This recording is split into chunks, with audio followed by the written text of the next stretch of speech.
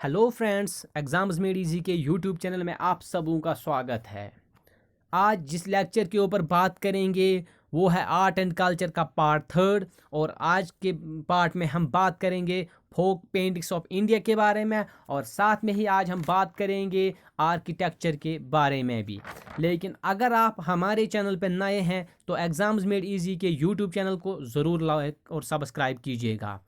अगर आप हमारे चैनल को पसंद करते हैं, हमारे वीडियोस को पसंद करते हैं, तो हमारे चैनल को लाइक और शेयर ज़रूर कीजिएगा।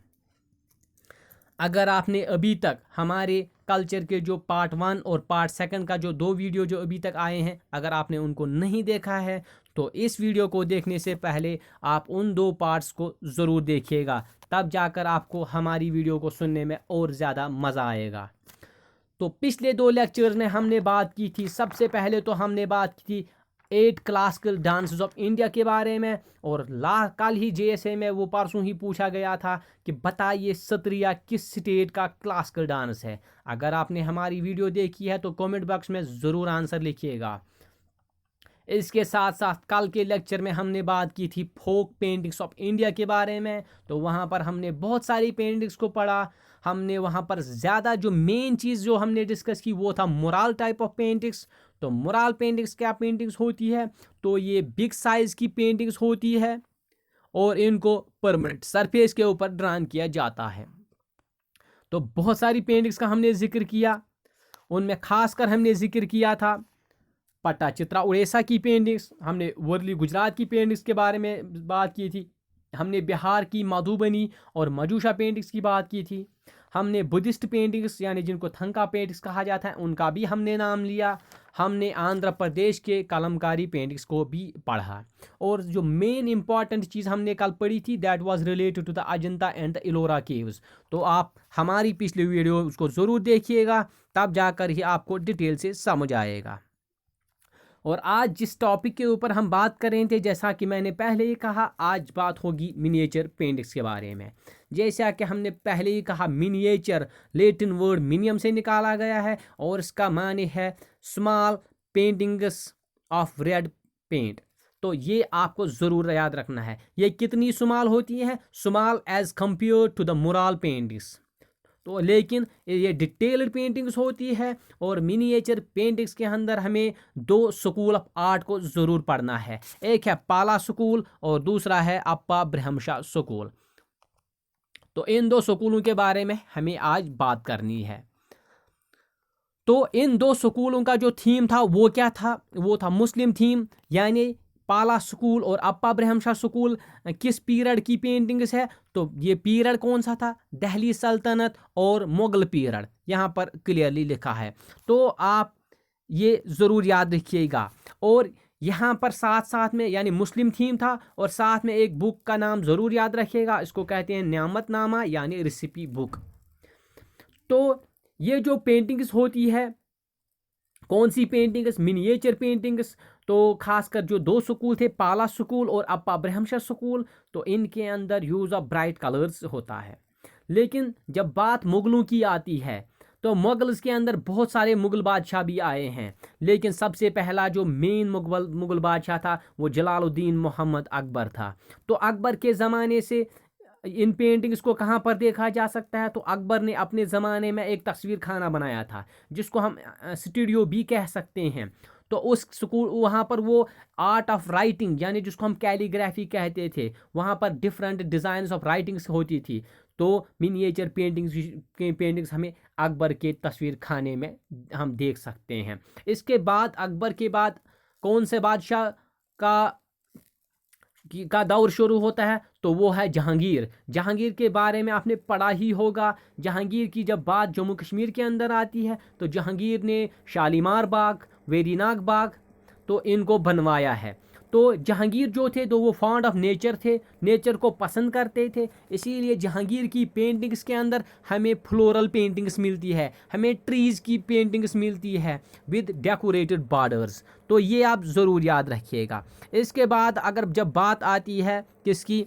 शाह जहान की। शाह जहान, सॉरी मैं बोलना भूल गया, जो जहांगीर है उसको प्रिंस ऑफ पेंटिंग्स भी कहा जाता है। और जो शाहजहां था, जैसे कि आपको ताजमहल याद ही होगा, तो वो बहुत सारी बिल्डिंग्स उसने बनवाई और शाहजहां को प्रिंस ऑफ बिल्डिंग्स भी कहा जाता है। लेकिन शाहजहां के पेंटिंग्स में जो इन्फ्लुएंस था वो ब्रिटिश इन्फ्लुएंस था, और शाहजहां की जो पेंटिंग्स है वो बिल्कुल आर्टिफिशियल थी, उनमें नेचुरल इन्फ्लुएंस बिल्कुल भी नहीं है, वो अननेचुरल पेंटिंग्स है। तो शाहजहां के जो दौर में जो ब्रिटिश इन्फ्लुएंस था उसकी वजह से शाहजहां की जो के ज़माने की जो पेंटिंग्स है उनमें गोल्ड और सिल्वर का बहुत ज़्यादा इस्तेमाल किया गया है। तो ये आप याद रखना, शाहजहां के दौर में ब्रिटिश इन्फ्लुएंस था, बिल्कुल अननेचुरल वहाँ पर जो थी पेंटिंग्स जो थी वो रियल नहीं थी बिल्कुल, और वहाँ पर गोल्ड और सिल्वर का बहुत ज़्यादा इस्तेमाल किया गया। तो ये ज़रूर याद रखिएगा, बहुत बड़ी डिफरेंस अकबर, जहांगीर और शाहजहां की मिनिएचर पेंटिंग्स के अंदर। इसके बाद हमें बात करनी है रीजनल स्कूल्स के बारे में। अलग अलग इलाकों में, अलग अलग स्टेट्स के अंदर जो मिनिएचर स्कूल ऑफ आर्ट से जो स्कूल्स थे, तो उनकी बात करेंगे। उनमें सबसे पहले बात करेंगे राजस्थान या राजपूत स्कूल की बारे में। तो राजस्थान या राजपूत स्कूल का जो सब स्कूल था उसको हम किशनगढ़ स्कूल कहते हैं, और किशनगढ़ स्कूल को ही मोनालिसा ऑफ द ईस्ट कहा जाता है। तो याद रखना मोनालिसा पेंटिंग्स, तो हिंदुस्तान की जो मोनालिसा पेंटिंग्स है तो उनमें निहाल चंद का नाम ज़रूर आप याद रखिएगा। तो उनकी पेंटिंग्स को हम बनी थनी पेंटिंग्स कहते हैं। तो बनी थनी पेंटिंग्स किस स्कूल ऑफ आर्ट से रिलेटेड है? किशनगढ़ स्कूल ऑफ आर्ट से रिलेटेड है। ज़रूर इस चीज़ को आप याद रखिएगा। इसके बाद बात करेंगे पहाड़ी स्कूल की। पहाड़ी वर्ड जो है या पहाड़ी आप पढ़ो इसको, तो पहाड़ से हमें माउंटेन्स दिमाग में आ जाते हैं। तो पहाड़ी स्कूल जो है इसके अंदर जो थीम था that was the life of the mountains. तो इनके अंदर माउंटेन्स को प्रिडिक्ट ये बनाया गया, वहाँ पर जगह दी गई माउंटेन्स को इन स्कूल्स के अंदर। तो पहाड़ी स्कूल के अंदर हमें दो स्कूल याद रखने हैं, एक है कांगड़ा स्कूल ऑफ आर्ट और दूसरा है Basohli school of art. Kangra Himachal Pradesh, सीधे आप हिमाचल प्रदेश को याद रखना। कांगड़ा पेंटिंग्स कहाँ पर मिलती है? हिमाचल प्रदेश के अंदर। और बशोली पेंटिंग जो है कहाँ पर मिलती है, या डोगरा स्कूल ऑफ आर्ट भी इसको कहते हैं, तो हमारे जम्मू के अंदर इस तरह की पेंटिंग्स मिलती है। लेकिन बशोली स्कूल ऑफ आर्ट जो था इसको आप ज़्यादा याद रखिएगा कठुआ डिस्ट्रिक्ट। तो कठुआ डिस्ट्रिक्ट के अंदर बशोली पेंटिंग्स अक्सर आप वहाँ पर देखी जा सकती है। तो ये तो थी बात नॉर्थ इंडिया की। बात करेंगे साउथ इंडिया के बारे में। अब साउथ इंडिया की जो पेंटिंग्स है, तो साउथ इंडिया की पेंटिंग्स को पढ़ने से पहले मैं आपको बताऊंगा difference between the temples of north India and the temples of south India. एक क्लियर डिफरेंस है। जो साउथ इंडिया के जो टेम्पल्स है बहुत ही अमीर टेम्पल्स हैं। तो साउथ इंडिया के जो टेम्पल्स हैं उनके अंदर हेवी यूज ऑफ गोल्ड होता है। तो चूंकि वहाँ पर ज़्यादा गोल्ड का इस्तेमाल होता है, इसीलिए जो उनके टेम्पल्स हैं उनको वो साइड से दीवार लगाते रहे हैं बिकॉज ऑफ सेफ्टी पर्पसेस। लेकिन नॉर्थ इंडिया में ऐसा बिल्कुल भी नहीं है। नॉर्थ इंडिया में आप खाल ही कोई मतलब आपको ऐसे ज़्यादातर ऐसे मंदिर दिखाई नहीं देंगे, ऐसे टेम्पल जहाँ पर वॉल होगा, बिल्कुल कम जगहों पे देखा जा सकता है। तो साउथ इंडिया के जो टेम्पल्स हैं उनके अंदर हेवी यूज ऑफ गोल्ड होता था। Same is the case with the miniature paintings of south India. तो साउथ इंडिया की जो मिनिएचर पेंटिंग्स है उनके अंदर भी हेवी यूज ऑफ गोल्ड होता था, और वहाँ पर भी वो किसको दिखाते थे उन पेंटिंग्स के अंदर? डिवाइन फिगर्स को, यानी यही देवी देवताओं को, भगवानों को दिखाते थे। इसके बाद आपको याद रखना है दो पेंटिंग्स, एक है कंपनी पेंटिंग्स, दूसरा है बाजार पेंटिंग्स। ये क्या है मैं बताऊंगा। कंपनी पेंटिंग्स के अंदर जो Indian art of paintings and European art of paintings है वो मर्ज हो गया और कंपनी पेंटिंग्स बनी। लेकिन कंपनी पेंटिंग्स के अपोजिट में जो स्कूल ऑफ आर्ट यानी जो पेंटिंग्स का स्कूल उभर कर आया दैट्स कॉल्ड द बाजार पेंटिंग्स और बाजार स्कूल ऑफ आर्ट। तो इसके अंदर जो स्टाइल था that was Greek and Roman style. फिर से बता रहा हूँ, कंपनी पेंटिंग्स के अंदर कौन सा स्टाइल था? Indo European. बाजार पेंटिंग्स के अंदर क्या था? Greek and Roman style. तो ज़रूर ये याद रखिएगा आप। इसके बाद हमें बात करनी है बंगाल स्कूल ऑफ आर्ट के बारे में। जब भी बंगाल स्कूल ऑफ आर्ट की बात आएगी आपको एक नाम ज़रूर याद रखना है, और वो है अबिंदरनाथ टैगोर। अबिंदरनाथ टैगोर जो थे ये बंगाल स्कूल ऑफ आर्ट से बिलोंग रखने वाले एक पेंटर थे। इसने एक बहुत ही मशहूर पेंटिंग बनाई और उस पेंटिंग का नाम था भारत माता। तो ये जो पेंटिंग थी ये किस इन्फ्लुएंस की बेस पर बनाई गई? दैट वाज स्वदेशी इन्फ्लुएंस। और आखिर में एक और स्कूल आप याद रखोगे, उसको कहते हैं क्यूबिक स्कूल। तो JKSSB में पूछा गया था क्यूबिक स्कूल ऑफ आर्ट से कौन से पेंटर बिलोंग करते थे? उसको कहते हैं MF हुसैन। और MF हुसैन को बियर फुटेड पेंटर भी कहते हैं। तो ये भी आप ज़रूर याद रखिएगा, बियर फुटेड पेंटर। ठीक है, इसके बाद अब हमें बात करनी है, ये हो गई बात मिनिएचर पेंटिंग्स की। कल हमने बात की थी मुराल पेंटिंग्स के बारे में और फोक पेंटिंग्स ऑफ इंडिया के बारे में, और उससे पहले हमने बात की थी क्लासिकल डांसेस ऑफ इंडिया के बारे में। ठीक है ना। इसके बाद जो कल्चर में जो शायद ज़्यादा से ज़्यादा 1 या 2 वीडियोस आएंगी और पूरा कल्चर ख़त्म होगा, और लास्ट में एक हम आपके लिए MCQ वाला वीडियो लाएंगे, और उसमें हम पूरे डिस्कस से आपको बताएंगे किस तरह के MCQ JKSSB यहाँ से पूछ लेता है। जैसा कि मैंने आपको पहले भी कहा, JSA के एग्जाम में सीधे सवाल आया था, Sattriya is the classical dance of which state? तो कमेंट में मुझे ज़रूर लिखिए, और मैंने भी डिटेल के साथ अपनी पेंटिंग्स के अंदर ये अपनी वीडियोस के अंदर पढ़ाया। तो अजंता और इलोरा के बारे में बिल्कुल सवाल पूछे जाते हैं। अजंता के अंदर कौन सा मजहब है और कौन से मजहब की वहाँ पर पेंटिंग्स है? इलोरा केव्स के अंदर एक टेम्पल है, उस फेमस टेम्पल का क्या नाम है? इस तरह के क्वेश्चन अक्सर पूछे जा सकते हैं। या आपको पूछ सकते हैं, बताइए राजस्थान स्कूल ऑफ आर्ट के अंदर जो एक और स्कूल है तो उसको किस नाम से पुकारा जाता है? तो इस तरह के सवाल आ सकते हैं। आपको ये पूछ सकते हैं, बताइए कांगड़ा स्कूल किस स्टेट से बिलोंग करता है? आपको बोल सकते हैं, बताइए बशोली पेंटिंग्स किस स्टेट की पेंटिंग्स है? इस तरह के क्वेश्चन यहाँ पर बिल्कुल आ जाते हैं। चलिए बात करेंगे आर्किटेक्चर के बारे में। आर्किटेक्चर, जब भी आर्ट एंड आर्किटेक्चर की बात आती है, सबसे पहले हमारे दिमाग में क्या आता है? हड़प्पन सिविलाइजेशन। हड़प्पन सिविलाइजेशन में हमें 2 चीज़ें पढ़नी है, एक हड़प्पन सिविलाइजेशन को और दूसरा मोहनजोदारो सिविलाइजेशन को। याद रखना 2-3 बातें इनमें बहुत ज़रूरी है और एग्जाम में पूछी जा चुकी है। हड़प्पा की जब हम बात करेंगे, ठीक है ना, सबसे पहले आप क्या याद रखोगे? होम मिनिस्टर, H और M। H से हड़प्पा, M से मोहनजोदारो। और सबसे पहले कौन सी बनाई गई? हड़प्पा का वजूद किस साल में हुआ? 1921 में इसको फाउंड किया गया था। किसने इसको फाउंड किया था? दयाराम साहनी ने। फिर से मैं बता रहा हूं, दयाराम साहनी। ठीक है ना, दयाराम साहनी। तो जरूर याद रखिए किस साल में फाउंड किया गया था? 1921 में।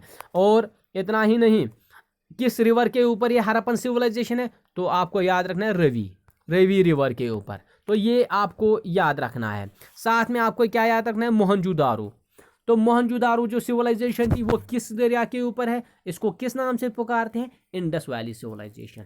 मोहनजोदारो ये दरियाई सिंध के ऊपर है और इसको 1922 में फाउंड किया गया था। जैसे मैंने कहा था HM होम मिनिस्टर, पहले H याद रखिए 1921, M 1922। तो यह इसको किसने फाउंड किया? तो फाउंड किया RD बैनर्जी ने। बिल्कुल डायरेक्ट क्वेश्चन पूछे जा सकते हैं, बताइए हड़प्पा को किसने फाउंड किया, बताइए मोहनजोदारो को किसने फाउंड किया, या किस साल में इसको फाउंड किया गया, या हड़प्पा सिविलाइजेशन किस दरिया के ऊपर है, मोहनजोदारो किस सिविलाइजेशन किस दरिया के ऊपर है। तो बिल्कुल डायरेक्टली क्वेश्चन आ सकते हैं। तो इनका जब हम इस सिविलाइजेशन की बात कर रहे हैं, हड़प्पन सिविलाइजेशन की, ये बिल्कुल प्लानड सिटीज़ थी। उनके अंदर जो ड्रेनेज सिस्टम था वो बिल्कुल ज़बरदस्त ड्रेनेज सिस्टम था। और ख़ासकर अगर हम मोहनजोदारो के ग्रेट बाथ की बात करेंगे, और उस बाथ को बर्नट ब्रिक से बनाया गया था मोहनजोदारो के अंदर। और वहाँ पर उस ज़माने में जो हमें पोट्री मिलती है, जो मिट्टी के जो बर्तन होते थे, वो उस ज़माने में भी उनको रेड और ब्लैक पेंट करते थे। तो आप देख लिए उनका जो स्टाइल ऑफ आर्किटेक्चर था। और उनके जो मकान होते थे वो क्या करते थे, वो नीचे उन्होंने बात बनाया था और ऊपर, जैसे यहाँ पर मैंने दिखाया है, ये आप देख लीजिए यहाँ पर ये जो मैंने बनाया है इस तरह का स्ट्रक्चर, ये देखिए यहाँ पर बाथ वाथ होता था, ये स्विमिंग पूल होता था, और उनके जो मकान होते थे वो यहाँ पर ऊंचाई पर होते थे। और यानी देखो उनका दिमाग कितना खतरनाक था, किस तरह के आर्किटेक्चर को वो जानते थे। उनको पता था यहाँ पर ऊंचा है, पानी का खतरा कम है, सेफ्टी ज़्यादा है, तो इस तरह के स्ट्रक्चर को जो ऐसे था। और जो ऊंचा वाला एरिया है ये, इसको साइटाडल कहते हैं, यानी अपर पार्ट को साइटाडल कहा जाता है। ये ज़रूर याद रखना है। इसके बाद हमें दो चार साइट्स के ऊपर बात करनी है। बात करेंगे लोथल और धोलावारिया की। तो आपको याद होगा धोलावारिया जो है, इसको लास्ट साल इसको क्या किया गया, या इसी साल आप याद रखो, इसको वर्ल्ड हेरिटेज साइट्स में 40th साइट्स का दर्जा मिला। तो ये गुजरात के अंदर है, ये ज़रूर याद रखिएगा। और इसके साथ साथ आप मुझे बताइए 39th वर्ल्ड हेरिटेज साइट जो इंडिया के अंदर किसको दिया गया, कमेंट बॉक्स में मुझे ज़रूर बताइए। हमने पिछली वीडियो में भी उसका ज़रूर नाम लिया था, और साथ में बताइए वो किस स्टेट के अंदर है। तो और टोटल अब 40 है, तो वो भी आप याद रखिए। हाँ, एक और बात मुझे याद रखिए, जो हमारी रामसर साइट्स है अभी तक 46 थी, अब एक और आई, वो उत्तर प्रदेश स्टेट के अंदर है, तो उसका क्या नाम है कमेंट बॉक्स में मुझे ज़रूर लिखिएगा। देखते हैं आपकी प्रेपरेशन कैसी चल रही है। तो बात करेंगे लोथल और धोलावारिया की, ये दोनों ओल्ड पोर्ट्स थे, तो गुजरात के अंदर है। इसके बाद कालीबंगन किस स्टेट के अंदर है, राजस्थान। याद रखने का आसान तरीका, राजस्थान में बहुत ज़्यादा गर्मी पड़ती है तो वहाँ इंसान काला हो जाता है, तो कालीबंगन राजस्थान के अंदर है। इसी तरह राखी गढ़ी, राखी गढ़ी को 2014 में, आपको अगर याद होगा 2014 में हरियाणा स्टेट के अंदर एक largest site of Indus valley civilisation को 2014 में हरियाणा के अंदर फाउंड किया गया था, और इस साइट का क्या नाम है, राखी गढ़ी। और राखी गढ़ी के अंदर जो एक डांसिंग गर्ल का वहाँ पर जो स्ट्रक्चर मिला था और उसको फाउंड किया गया था, जब रिसर्च की गई तो मालूम हुआ तो वो ब्रोंज एज से रिलेट थी। तो याद रखना ये चीज़ें बहुत ज़रूरी है। तो आज एग्जाम में डायरेक्ट क्वेश्चन आ सकता है, बताइए largest site of Indus valley civilisation कौन है, किस स्टेट के अंदर है, और उसको कब फाउंड किया गया, और वहाँ पर क्या चीज़ मिली हमें। तो डांसिंग गर्ल ये ज़रूर आप याद रखिए। तो आखिर में आज के हम बात करेंगे मौर्यन आर्किटेक्चर के बारे में। मौर्यन आर्किटेक्चर, चंद्रगुप्ता मौर्य का नाम जुबान पे आता है, और सबसे बड़ा नाम जम्मू कश्मीर में जो बुद्धिज़्म का है वो है अशोका। अशोका की बात जब आती है तो अशोकन पिलर का जहन में आ जाता है। और अशोकन पिलर तो आप सभी हिंदुस्तानियों को पता होगा, नेशनल एम्बलम के अंदर इसको लिया गया है। नेशनल एम्बलम के अंदर और कौन कौन से जानवर है आपको याद होगा, 4 लायंस है, एक बुल है, एक हॉर्स है, एक एलिफेंट है, और अशोकन पिलर भी है। और अशोकन पिलर के ऊपर जो सरमन्स लिखे गए हैं वो क्या है, वो बुद्धिस्ट सरमन्स जो है उनको अशोकन पिलर्स के ऊपर लिखा गया है।